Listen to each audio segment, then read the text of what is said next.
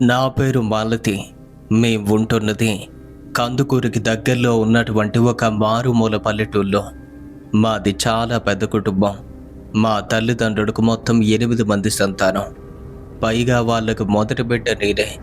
నా తర్వాత ఇంకా 4 ఆడపిల్లలు, ఆ తర్వాత 3 తమ్ముళ్ళు. అయితే ముగ్గురితోనే సంతానాన్ని ఆపేద్దాము అని మా నాన్న అనుకున్నారు. కానీ అందుకు మా తాతయ్య ఒప్పుకోలేదు. మనం ఉండటానికి, తినటానికి, అనుభవించడానికి చాలా ఆస్తులు ఉన్నాయి. ఎక్కువ సంతానం ఉంటే మాత్రం ఏమవుతుంది అని చెప్పడంతో 8 మంది సంతానాన్ని కన్నారు.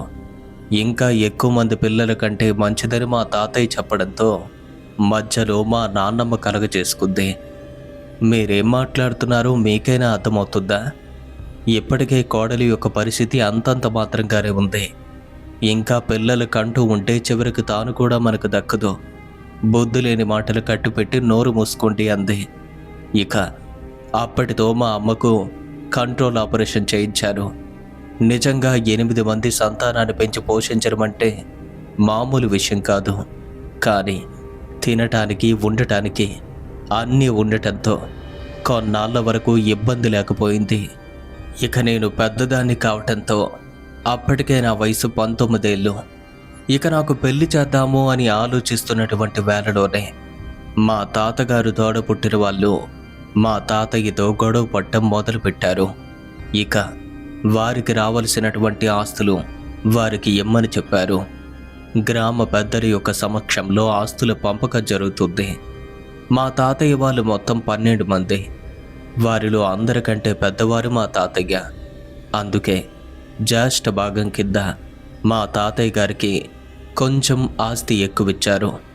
మా అందరికీ తక్కువ పంచి వాడికి మాత్రం ఎక్కువ ఎందుకు ఇచ్చారు అని వాళ్ళంతా కూడా గ్రామ పెద్దలతో గొడవ పడగా ఊరిలో వాళ్ళంతా కూడా కలుగ చేసుకుని తను అందరికంటే పెద్దవాడు, ఎన్నాళ్ళు మీ కష్ట సుఖాలు అన్నీ చూసుకున్నది తానే కావటం వల్ల ఆ మాత్రం ఆస్తి ఎక్కువగా ఇవ్వటం జరిగింది. మీకు నచ్చితే ఆస్తిని తీసుకోవచ్చు, లేకపోతే అది కూడా మిగలదు అని బెదిరించేసరికి వాళ్ళంతా ఇంకేం మాట్లాడకుండా ఎవరి వాటా వారు తీసుకుని వెళ్ళిపోయారు. అయితే మా తాతయ్యకు మొత్తం 9 మంది సంతానం. వారిలో 3 చనిపోయారు. ఇక మిగిలింది మా నాన్నతో కలిపి 6. పైగా అందరూ మగవాళ్ళే. అయితే మా తాతయ్య వాళ్ళ యొక్క కుటుంబం విడిపోయాక వాళ్ళంతా మా తాతయ్య పైన పగ పెంచుకొని మా బాబాయ్ వాళ్ళందరినీ కూడా వారి వైపుగా తిప్పుకొని ఎప్పటికైనా మీ నాన్న వల్ల మా పరిస్థితి మీకు కూడా వస్తుంది. ఇప్పుడు మీ అందరికంటే పెద్దవాడైనటువంటి అన్నయ్య కూతురు పెళ్లి కూడా చేయబోతున్నారు. తన పెళ్లికి చాలా వరకు ఆస్తి అమ్మకం జరిగిపోతుంది. అలా జరిగితే మీ అందరికీ కూడా లాస్ వస్తుంది. ఎలాగో మీకు కూడా వివాహాలు, ఎవరి భార్య పిల్లలు అంతా కూడా ఉన్నారు కదా. ఇంకా కలిసి ఉండటం వల్ల మీకే నష్టం జరుగుతుంది. అందుకనే పెళ్లికి ముందే ఎవరి మట్టుకు వాళ్ళు ఉండేందుకు నిర్ణయాన్ని తీసుకోండి అని రెచ్చగొట్టారు. ఒకరోజు రాత్రి వేళ వారంతా ఒక్కటిగా గొంతు కలిపి మా ఆస్తులు మాకు ఇచ్చేస్తే మేము కూడా వేరుపడతాం అని ముక్త కంఠంతో చెప్పారు. అది విని మా నాన్నకు భయం వేసింది. కారణం ఏంటంటే ఎక్కువ మంది సంతానం ఉండటమే కానీ జరగాల్సింది జరక్క మానదు. అందరూ ఒకే మాట మీద ఉండటంతో ఇక మా తాతగారు ఏమీ చెయ్యలేకపోయారు. ఎవరి ఆస్తులు వారికి పంచిపెట్టమని గ్రామ పెద్దలతో చెప్పగా మా తాతలాగే నాన్న కూడా మొదటి సంతానం కావడంతో జ్యేష్ఠ భాగం తెయ్యాలని చూశారు. కానీ మా బాబాయ్ వాళ్ళు ఎవ్వరూ ఒప్పుకోలేదు. చివరికి చేసేదేమీ లేక అందరికీ సమానంగానే ఆస్తులు పంచేసరికి అప్పుడు మా తాతయ్యకు అనిపించింది, నా మాట విని అంతమంది సంతానాన్ని కన్నా నా పెద్ద కొడుకు పరిస్థితి ఎలా ఉంటుందో ఏంటో అని. కానీ జరగాల్సింది జరిగిపోయింది. ఇక మనం చేసేదేమీ లేదని మా నాన్నమ్మ, తాతయ్య కూడా మా వద్దనే ఉంటూ అంతా కలిసికట్టుగా జీవిస్తున్నాం. ఉమ్మడి కుటుంబంగా కలిసి ఉన్నప్పుడు ఆ బాధ మా తాతయ్యకు తెలిసి రాలేదు. విడిపోయాక అంతా అర్థమైంది. అప్పటికే నాకు పెళ్లి చెయ్యాలి అనుకుంటున్నారు. కానీ పెళ్లి చేసేందుకు చాలా డబ్బులు అవసరం ఉంటాయి. ఇప్పుడున్నటువంటి ఈ పరిస్థితుల్లో మనం అమ్మాయికి పెళ్లి చేయలేమని మా నాన్నగారు నిర్ణయించుకుని ఇంకా ఓ 2 ఏళ్ళు పోయాక అమ్మాయికి పెళ్లి చేద్దాం, అంతవరకు రాత్రింబవళ్ళు కష్టపడి సంపాదిస్తాను అనుకున్నారు. ఇక వెంటనే వేరే వారితో కలిసి పని వెతుకుదామని వెళ్ళారు. ఈలోగా నాన్నకు తెలిసినటువంటి ఒక వ్యక్తి ద్వారా సూరత్లో ఉన్నటువంటి బట్టల ఫ్యాక్టరీలో పని ఉందని తెలిసింది. ఇక వెంటనే మాకు లెటర్ రాసి ఆ విషయాన్ని మాకు తెలియజేసి ఒక్క నెల రోజులు ఆ ఫ్యాక్టరీలో వర్క్ చేసి ఆ తర్వాత మా ఇంటికి వచ్చారు. మా నాన్న ఇంటికి రావడంతోనే మాలో సంతోషం నెలకొద్ది. అయితే నేనే చొరవ తీసుకుని, నాన్న, మేం కూడా ఇంట్లో ఖాళీగానే ఉంటున్నాం కదా, మనం బ్రతకడానికి కూడా చాలా కష్టంగా ఉంది, మరి ఆ ఫ్యాక్టరీలో మాకు కూడా వర్క్ ఉంటే చూడకూడదు అని అడిగారు. అందుకు మా నాన్న, పనైతే చాలామందికి ఉంటుంది, కానీ నువ్వు చూస్తే ఆడపిల్లవి, ఇలాంటి సమయంలో నువ్వు అక్కడికి వస్తే నలుగురు ఏమనుకుంటారో ఏమో అని చెప్పారు. అందుకు నేను, ఎవరో ఏదో అనుకుంటారని బ్రతకడం మానేస్తావా, పైగా నువ్వు కూడా నాతో పాటు ఉంటావు కదా, భయం ఎందుకు అని చెప్పాను. అలా చెప్పడంతోనే నాన్న కూడా నన్ను తీసుకుని వెళ్ళటానికి ఒప్పుకున్నారు. ఒక 10 రోజుల తర్వాత మేమిద్దరం కూడా అక్కడికి వెళ్ళిపోయాం. ఒక చిన్న అద్దె ఇంట్లో ఉంటూ వర్క్ చేసుకుంటూ సుమారుగా 6 నెలలు గడిచింది. ఇక అప్పటికే మొబైల్ కానీ ఫోన్ సదుపాయం కానీ సరిగ్గా లేదు. మేము అమ్మ వాళ్ళకు, వాళ్ళు మాకు లెటర్స్ రాసుకొని క్షేమ సమాచారాలన్నీ తెలుసుకుంటున్నాం. ఇది ఇలా ఉండగా ఒకసారి ఒక లెటర్ వచ్చింది. అది మా నాన్నకు అందింది. ఓపెన్ చేసి చదివారు. నేనైతే డ్యూటీలో ఉన్న కారణంగా చూడలేకపోయాను. మరి అందులో ఏం రాసి ఉందో నాకు తెలియదు, కానీ నా దగ్గరకు వచ్చి అంతా బాగానే ఉన్నారట, కానీ తాతయ్యకే ఒంట్లో బాగాలేదని తెలిసింది, ఒక్కసారి వచ్చి వెళ్ళమన్నారు అని చెప్పగా, వెళ్ళాల్సింది మేమిద్దరం అని ముందుగా అనుకున్నాం. కానీ అలాంటి అవసరం ఏమీ లేదు, కేవలం నేను మాత్రమే వెళ్ళి కనిపించి వచ్చేస్తాను అని చెప్పారు. నాన్న మాత్రమే మా ఊరికి వెళ్ళి ఒక్క 10 రోజుల పాటు గడిపి తిరిగి వచ్చేశారు. ఇక వచ్చి రావటంతోనే నా దగ్గరికి చేరుకుని, ఏం పర్వాలేదమ్మా, తాతయ్యకి ఇప్పుడు బాగానే ఉంది, బాగానే కోలుకుంటున్నారు అని చెప్పారు. ట్రైన్లో తనకి నిద్ర లేకపోవడంతో వెంటనే వెళ్ళి రెస్ట్ తీసుకున్నారు. నా డ్యూటీ పూర్తయింది. రూమ్కి వచ్చాను. నాన్న, నేను మా వాళ్ళ గురించి కాసేపు మాట్లాడుకుని అక్కడ అంతా బాగానే ఉన్నారని అందరి గురించి చెప్తూ ఉంటే, ఈలోగా నేను రాత్రి భోజనాన్ని ఏర్పాటు చేశాను. ఇద్దరం కలిసి తిన్నాక ఎప్పట్లాగే పడుకున్నాం. ఉదయాన్నే లేచి మళ్ళీ డ్యూటీకి వెళ్ళిపోయాం. ఇక అదే మా దినచర్య. అయితే మా నాన్నగారు ఎంతటి కష్టాన్నైనా ఓర్చుకునే స్వభావం కల వ్యక్తి. అంతేకాదు, ఎప్పుడూ నవ్విస్తూ నవ్వుతూ ఎవరిని ఇబ్బంది పెట్టకుండా ఉండేవారు. ఏమైందో ఏమో తెలీదు, వచ్చినప్పటి నుండి చూస్తున్నాను, మా నాన్న చాలా వింతగా కనిపిస్తున్నారు. ఎవరితో మాట్లాడటం లేదు, తన పని మాత్రం తాను చేసుకుంటున్నారు.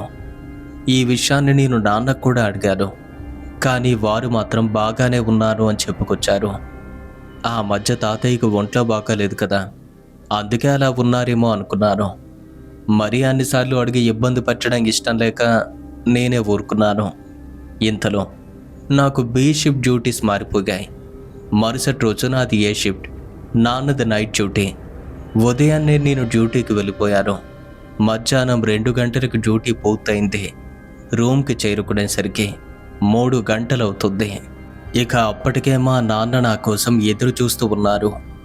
ఇద్దరం కలిసి కాసేపు మాట్లాడుకున్నాక నాన్న నైట్ డ్యూటీకి వెళ్ళాలి కదా, రాత్రి నిద్ర ఉండదు అని నిద్రపోయారు. నేను ఇంతలోగా పనులన్నీ కూడా పూర్తి చేసి వంట పనిలో నిమగ్నమయ్యాను. సరిగ్గా రాత్రి 8 గంటలకు ఇద్దరం భోంచేశాం. రాత్రి 9 గంటలకు బయలుదేరి నాన్న నైట్ డ్యూటీకి వెళ్ళారు. ఎంగిలి కంచాలన్నీ కూడా తోమి ఇంకా ఉదయాన్నే డ్యూటీకి వెళ్ళాలి కదా అన్న ఉద్దేశంతో ఇల్లంతా తుడిచి మిగతా పనులన్నీ పూర్తి చేసుకుని రాత్రి 10:30 నిద్రకు ఉపక్రమించారు. పడుకున్న వెంటనే నిద్ర వచ్చేసింది. రూమ్లో ఉన్నది నేను మాత్రమే. మా రూమ్కి ఇరువైపులా మాతో పాటు పనిచేసే వాళ్ళు ఉంటున్నారు. కానీ మేమంతా పగటివేళ బాగా పనిచేసి ఉండటంతో ఎవరి గదుల్లో వారు నిద్రపోతున్నాం. ఆ ప్రదేశం అంతా చాలా ప్రశాంతంగా ఉంది. ఇక మా రూమ్లో అయితే పూర్తి నిశ్శబ్దం ఆవరించి ఉంది. నన్ను నేను మరిచి నిద్రిస్తున్న సమయం అది. సరిగ్గా అప్పుడే ఒక వ్యక్తి పరిగెత్తుకొస్తున్నట్టు గజ్జల శబ్దం వినిపించడం మొదలైంది. ఉలిక్కిపడి కళ్ళు తెరిచాను. అలా చూస్తే ఆమె నా వైపుగా పరిగెత్తుకొస్తున్నట్టు కనిపించింది. ఇంకా 10 అడుగుల దూరం మిగిలి ఉండగానే, అక్క, వాడు నన్ను చంపేస్తున్నాడు అని భయంతో అరుస్తూ నా దగ్గరకు వచ్చి ఒక్కసారిగా నన్ను గట్టిగా హత్తుకుంది. తన అరుపు వినగానే ఆశ్చర్యపోయాను. అది మా చెల్లి గొంతు. తన గొంతు వినగానే, చెల్లి, ఏమైంది నీకు? నిన్ను ఎవడో వచ్చి చంపడమేంటి? ఏమైందో చెప్పు అని నన్ను హత్తుకున్నటువంటి చెల్లి ఇంకా భయంతో వణికిపోతూ ఉంటే తనను మరింత గట్టిగా పట్టి ఏమైందో చెప్పు అని అడుగుతున్నాను. తాను ఇంకా ఏడుస్తూనే ఉంది. నన్ను కాపాడు, వాడు నన్ను నరికేస్తాడు అని చెప్తుంది. తనలో భయాన్ని చూస్తుంటే ఆ సమయంలో నాకు కూడా భయం కలిగిద్ది. ఏమైందే నీకు? నిన్ను ఎవరో ఆపం చేయటమేంటి? నిన్ను నరకటమేంటి అని అడుగుతుంటే తాను మాత్రం భయపడుతూ ఇంకా గట్టిగా అరుస్తూ నన్ను గట్టిగా పట్టుకోవాలని చూస్తుంది. నా ఒళ్ళంతా చల్లగా తడిసినట్టయింది. ఇలా చల్లగా మారటానికి కారణమేంటని ఒకవైపు నా చెల్లిని అలానే పట్టుకుని ఇంకో చేత్తో ఆ చల్లదనమేంటో చూశాను. నా చేతికి కూడా ఆ చల్లదనం తాకిద్ది. నా చెయ్యి తీసి వెంటనే ముక్కు దగ్గర పెట్టి వాసన చూశాను. అంతే. అలా చూస్తే అది పచ్చి నెత్తుటి వాసన. ఒక్కసారిగా నా గుండె జల్లు మంది. నన్ను పట్టుకుని ఏడుస్తున్నటువంటి మా చెల్లి యొక్క మెడను చూస్తే అది సగం వరకు తెగిపోయినట్టు కనిపిస్తుంది. నిజంగానే ఎవరో నా చెల్లి మెడను నరికేశారని అర్థమైంది. కంగారు పడుతూ ఏం చెయ్యాలో అర్థం కాక నా చెల్లిని రక్షించుకునే ప్రయత్నంలో పక్క వాళ్ళు ఎవరో ఒకరిని నిద్రలేపి హాస్పిటల్కు తీసుకువెళ్దాం అనుకున్నారు. కానీ మా చెల్లి మాత్రం నన్ను విడిచిపెట్టి వెళ్ళకు, వాడు నన్ను చంపేస్తాడు అని చెప్తుంది. ఇలా వదిలేస్తే ఎలా? నువ్వు చనిపోతావు, వెంటనే మన హాస్పిటల్కు వెళ్ళాలి అని లేవబోతుంటే తాను మాత్రం భయంతో ఏడుస్తూ నన్ను పట్టుకుంది. అస్సలు వదలటమే లేదు. లైట్ ఆఫ్ చేసి ఉండటంతో ఆ చీకట్లో ఏం చేయాలో అర్థం కాలేదు. సరే, లేచి లైట్ ఆన్ చేస్తాను, ఒక్క క్షణం పాటు ఆగు అని చెప్పాను. అయినా సరే తాను భయపడుతూ ఆ లైటింగ్ చూసి నేను అస్సలు భరించుకోలేను, ఆన్ చేయొద్దు అని ఏడుస్తుంది.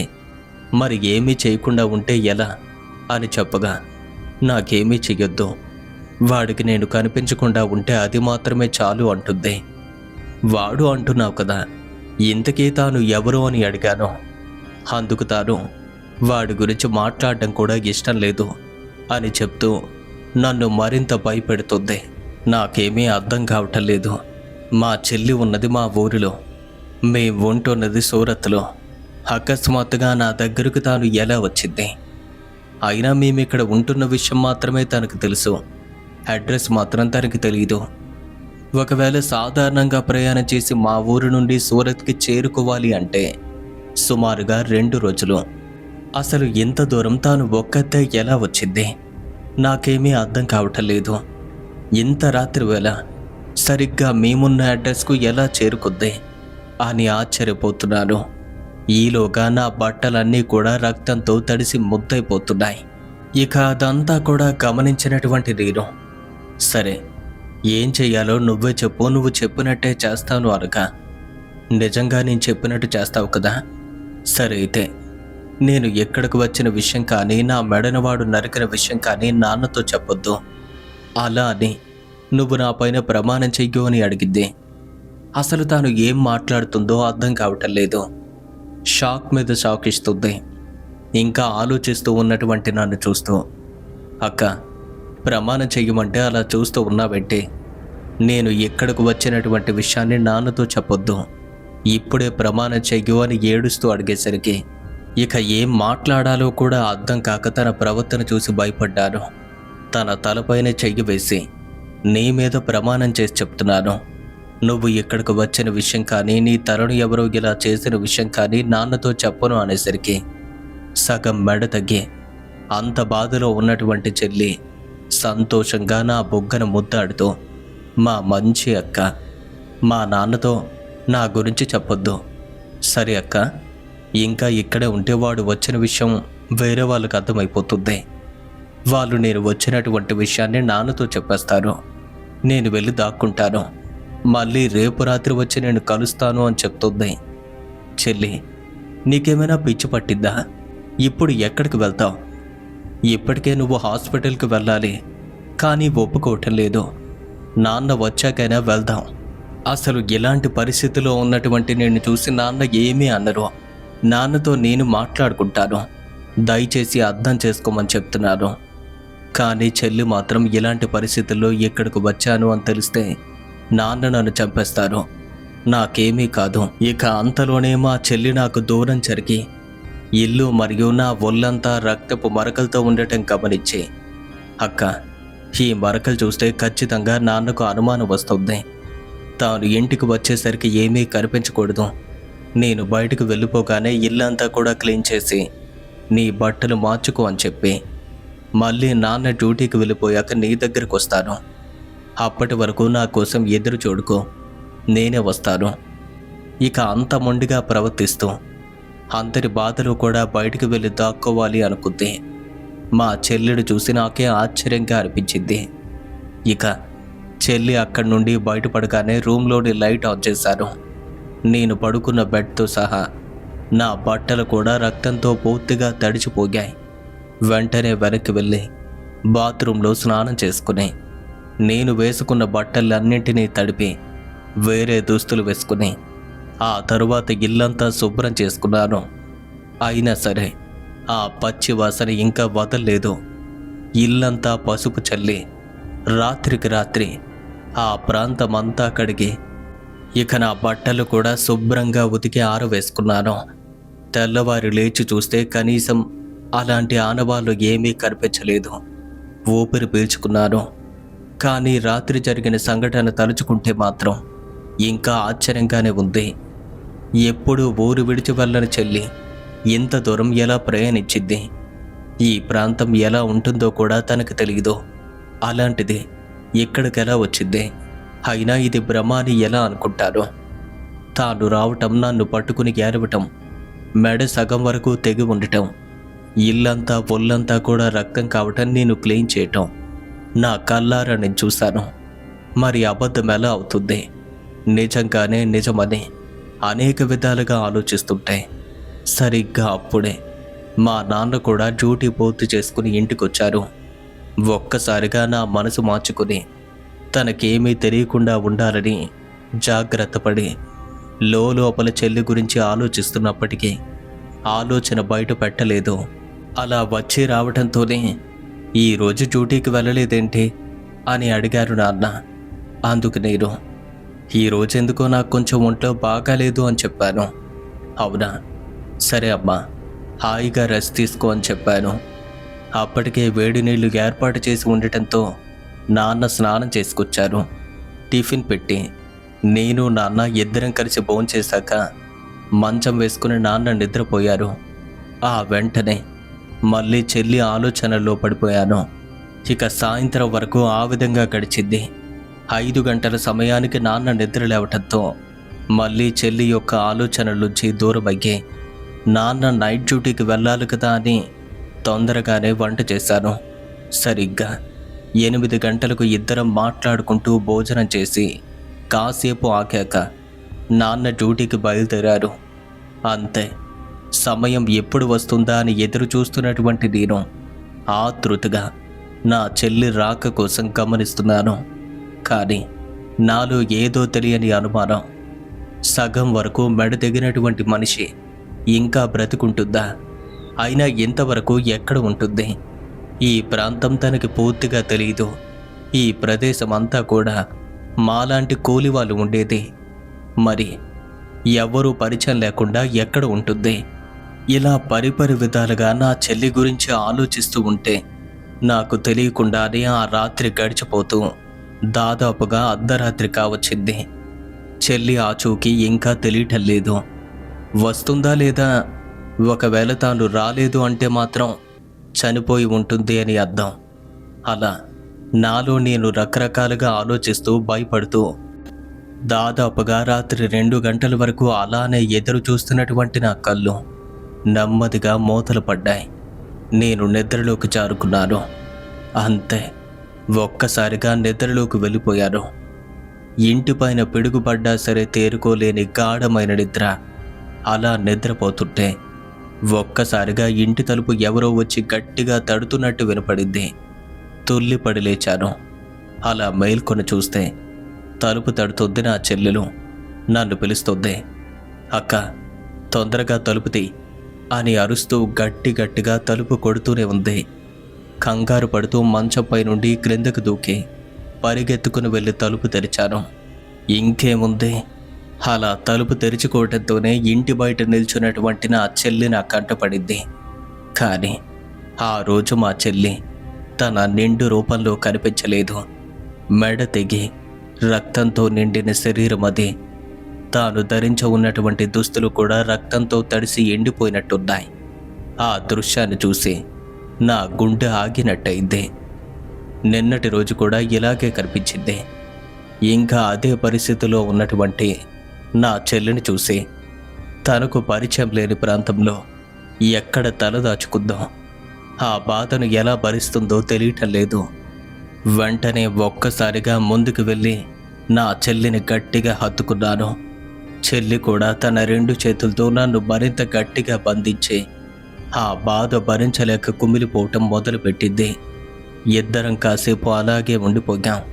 ఆ తర్వాత నాకు ఏదో గుర్తొచ్చినట్టు, ఇక్కడే ఉండు, వెంటనే వచ్చేస్తానని చెప్పి వంటగది వైపుగా పరిగెత్తుకు వెళ్ళి తన కోసం ఉంచినటువంటి ఆహారాన్ని తీసుకొచ్చి, పాపం ఎంత ఆకలితో ఉన్నావో, ఎప్పుడు తిన్నావో, కడుపు నిండా తిను అని పెడుతుంటే తాను అప్పటికే చాలా ఆకలితో ఉండటంతో నా చేతిలో ఉన్న పళ్ళాన్ని అందుకుని 3 ముద్దల్లోనే పళ్ళెంలో ఉన్న ఆహారం మొత్తం తినేసి దాహంగా ఉంది, నీళ్లు ఇవ్వు అని అడుగుతుంది.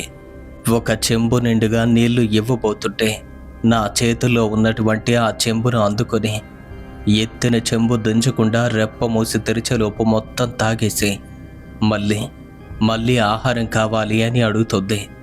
అది గమనించి ఇంకా మిగిలి ఉన్న ఆహారాన్ని ఇవ్వటంతో దాన్ని కూడా తిన్నాక మళ్ళీ నీళ్లు కావాలి అని అడిగింది. చెంబుతో నీళ్లు ఇవ్వబోతుంటే మళ్ళీ దాన్ని లాక్కుని గటగట తాగేసింది. అప్పుడే ఆకలి తీరినట్టు గట్టిగా ఆవులిస్తూ నిద్రపోయేందుకు సిద్ధమవుతూ కనిపించింది. చెల్లి పరిస్థితి చూసి నా మనసు చాలా దుఃఖించింది.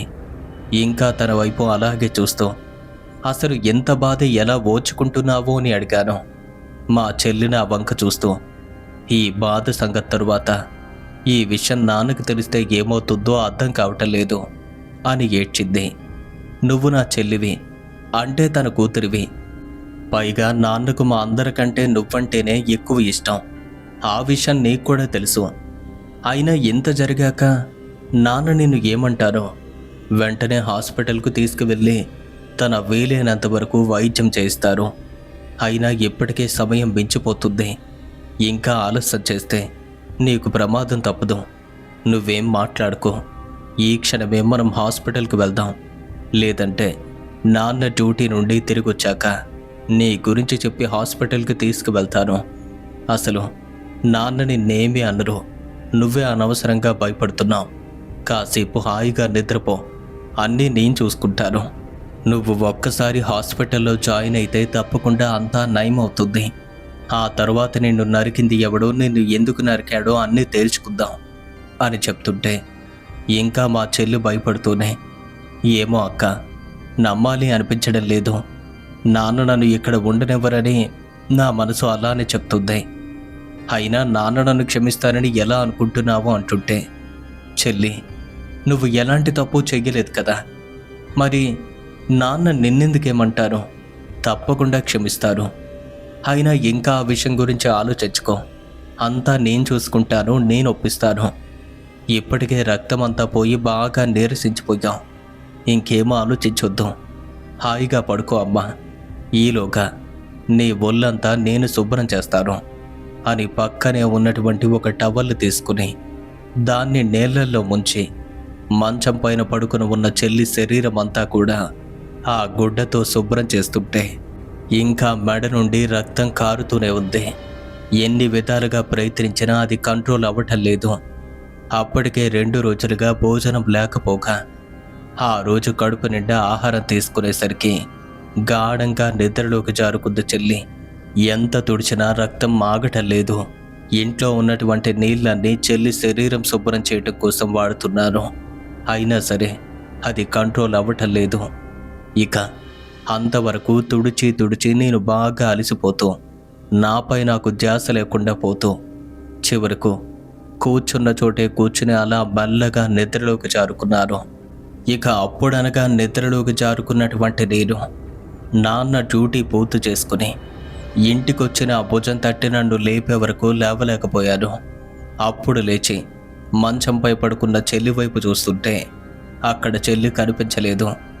పక్కనే ఉన్న నాన్నతో, నాన్న, మన ఇంటికి చెల్లి వచ్చింది, రాత్రంతా ఇక్కడే పడుకుంది, ఇప్పుడు చూస్తే కనపట్టలేదు, ఒకవేళ మీరేమైనా చూసారా అని అడుగుతుంటే మా నాన్నకు అసలు విషయం అర్థమైంది.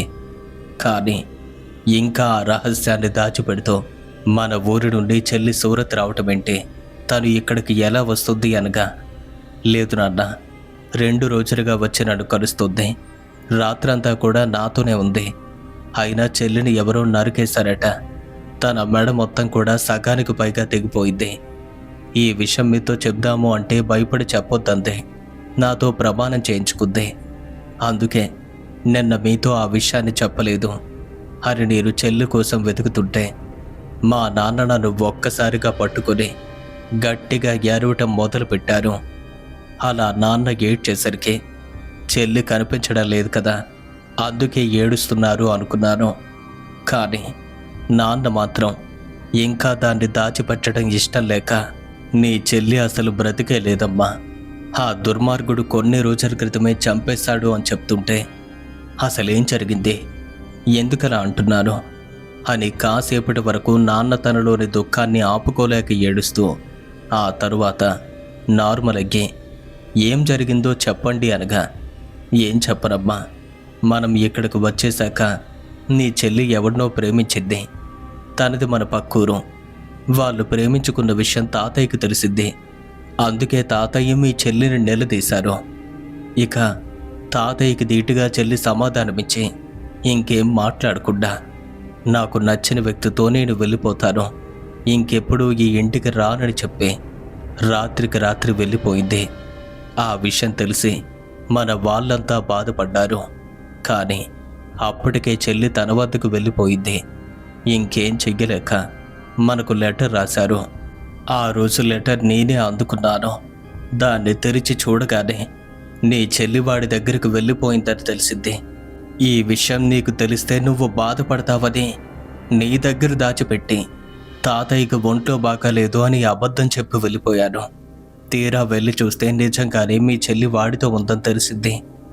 ఒక్కసారి వెళ్ళి మాట్లాడి వస్తాను అని తాతయ్యతో చెప్పగా, ఇక తాతయ్య మరియు అమ్మ మనల్ని కాదనుకుని వెళ్ళి మన పరువు తీసి బజార్లో పడేసిద్ది. ఇంకా ఏ ముఖం పెట్టుకుని అక్కడికి వెళ్తాం, ఈ రోజు నుండి అది మన బిడ్డ కాదని, తాను చనిపోయిందని తలనీళ్లు పోసుకొని విడిచిపెట్టేద్దామని చెప్పారు. వారు చెప్పడంలో కూడా అర్థం ఉందని గ్రహించాను. వెళ్లకుండా ఆ రోజుకు ఊరుకున్నాను. కానీ కన్న పేగు కదా, నా మనసు ఉండబట్టలేదు. మీ అమ్మ తాతయ్య వాళ్ళకు విషయం తెలియకుండా మీ మామయ్య దగ్గరకు వెళ్తున్నాను అని చెప్పి ఇంటి నుండి బయలుదేరాను. నేరుగా ఆ ఊరికి చేరుకుని నీ చెల్లెల దగ్గరికి వెళ్ళాను. అలా వెళ్ళి కనిపించేసరికి నాకు ఎదురొచ్చి మరీ క్షమించమని అడుగుతుంది అని ఆశపడ్డాను. కానీ అక్కడ మాత్రం అలా జరగలేదు. చెల్లి ఒక్కసారిగా నాకు ఎదురుగా వచ్చి, ఎక్కడికెందుకు వస్తున్నావు, ఒక పంది కాసినట్టుగా మమ్మల్ని కాసాం, కంఠం మాత్రమే నీ వంతు, అప్పటి నుండి కూడా మమ్మల్ని గాలి కుదిలేశాం, మనిషి పుట్టాక పిల్లల కోరికలు నెరవేర్చాలి అన్న ఆలోచన కూడా ఏమీ లేదు. మా తోటి వాళ్ళు ఇప్పుడు పెళ్ళిళ్ళు చేసుకుని వారి భర్తలతో హాయిగా కాపురం చేసుకుంటున్నారు. కానీ మాకు ఆ భాగ్యం లేదు. అందుకే నేను నాకు నచ్చిన వ్యక్తితో లేచిపోయాను. ఇంకా నా కోసం ఎక్కడికి రావటం ఎందుకు, ముందు మర్యాదగా మీ ఇంటికి వెళ్ళు అని చెప్పింది. అంతే. ఆ మాట వినగానే నా ప్రాణం సగం గాల్లో కలిసినట్టయింది. ఇంకేం మాట్లాడకుండా వెనక్కి తిరిగి వచ్చేశారు. కానీ నేను అక్కడికి వెళ్ళిన విషయం ఎవ్వరికీ తెలియదు. అప్పటి నుండి బాధతో 3 రోజులు అలానే గడిపారు. ఇంతలో వారికైతే గొడవలు మొదలయ్యాయి. ఆ గొడవలకు అసలు కారణం ఏంటా అని ఆలోచిస్తుంటే తాను వ్యసనానికి బాగా అలవాటు పడ్డ వ్యక్తి అని తెలిసింది. కానీ మనం ఏం చెయ్యలేం కదా. తను సరైన నిర్ణయం తీసుకోలేకపోయింది అనుకున్నాను. ఇలా కేవలం 3 రోజులు మాత్రమే గడిచింది. 4వ రోజు ఉదయాన్నే మీ మామయ్య మన ఇంటికొచ్చి మన అమ్మాయిని తన భర్త రాత్రి నరికి చంపేశాడని కాసేపటి క్రితం ఆ విషయం నా ఫ్రెండ్ ద్వారా నాకు తెలిసింది అని చెప్పారు. తాను ఎలాంటిదైనా సరే మన ఇంటి బిడ్డ కావటంతో వెళ్ళి చూసొచ్చేస్తామంతే. ఈలోగా పోలీసులు వచ్చి వాడిని అరెస్ట్ చేసి తీసుకుని వెళ్ళిపోయారు. తరువాత పోలీసు వాళ్ళు వచ్చి మీ చెల్లి డెడ్ బాడీని హాస్పిటల్కు తీసుకువెళ్ళారు. పోస్ట్ మార్టం చేసి బాడీని వాళ్ళకు అప్పగించారు. మన అమ్మాయి కనుక చివరి చూపు చూసాం, కానీ తన అంత్యక్రియలకు కూడా మనం వెళ్ళకూడదు అని మీ అమ్మ శాసించింది. ఏమీ చెయ్యలేక తిరిగి వచ్చేసాం. లోపల బాధ అయితే ఉంది, కానీ ఏ ఒక్కరూ కూడా ఏడవలేదు. ఇంకా అక్కడే ఉంటే తన జ్ఞాపకాలతో బాధపడాల్సి ఉంటుందని నేను అక్కడ ఉండటం ఇష్టం లేక ఇక్కడికి వచ్చేశాను అని చెల్లి చనిపోయిన విషయాన్ని ఆ రోజు మా నాన్న నాతో చెప్పారు. జరిగిందంతా కూడా ఒక మాయలా అనిపించింది. ఎంతైనా తను నా చెల్లి కావటంతో తన కోసం ఆలోచిస్తూ నిద్రాహారాలు మానుకుని వారం రోజుల పాటు గడిపాను. అప్పటికే నేను బాగా నీరసించిపోయాను. ఇంకా అలాగే విడిచిపెడితే నేను ఏమైపోతానో అన్న భయంతో మా నాన్న నన్ను సూరత్ నుండి ఇంటికి తీసుకొచ్చారు. తరువాత కొన్నాళ్ళు బాధపడ్డాం. కానీ ఏది ఏమైనా చనిపోయిన వాళ్ళు మళ్ళీ తిరిగి రారు కదా. సరైనటువంటి నిర్ణయాన్ని తీసుకోలేక తన ప్రాణాన్ని తాలే బలి తీసుకుందని ఆలోచించి మరికొంతకాలానికి తనని మర్చిపోయాం. కానీ తాను చనిపోయాక కూడా ఆ 2 రాత్రులు నాతో కలిసి నాతో ఉన్నటువంటి ఆ సంఘటన తలుచుకుంటే ఇప్పటికీ కొంచెం భయంగానే ఉంటుంది.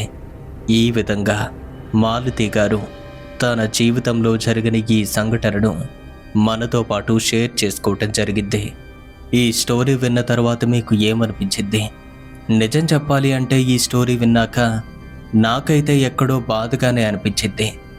కానీ మీరే చెప్పండి, ఈ రోజుల్లో చాలామంది పిల్లలు వాళ్ళ తల్లిదండ్రుల యొక్క నిర్ణయాన్ని కాదని వారికి తెలిసిందే జీవితమని అనుకుని అమాయకంగా అలాంటి ఒక మార్గంలోకి వెళ్ళి వారికి వారుగానే ప్రాణాలు కోల్పోతున్నారు. అసలు ఇది ఎవరు తప్పంటారు? అలాగే ఈ స్టోరీ కనుక మీకు నచ్చినట్టయితే తప్పకుండా లైక్ చేయండి. వీలైతే ఈ స్టోరీని మీ ఫ్రెండ్స్ అండ్ ఫ్యామిలీ మెంబర్స్కి షేర్ చేయడానికి ట్రై చేయండి. ఇలాంటి మరిన్ని రియల్ తెలుగు హారర్ స్టోరీస్ కోసం ఇప్పుడే మన ఛానల్ సబ్స్క్రైబ్ చేసుకుని పక్కనే ఉన్న బెల్ ఐకాన్ను యాక్టివ్ చేసి ఆన్లో పెట్టుకోండి. అదేవిధంగా మాలతి గారిలాగే మీ జీవితంలో జరిగిన భయంకరమైన అనుభవాలు, అలాగే మీకు తెలిసినటువంటి యథార్థ సంఘటనల్ని మనతో పాటు షేర్ చేసుకోవాలి అనుకుంటే మన యొక్క ఇన్స్టాగ్రామ్కి డైరెక్ట్గా DM చేయొచ్చు.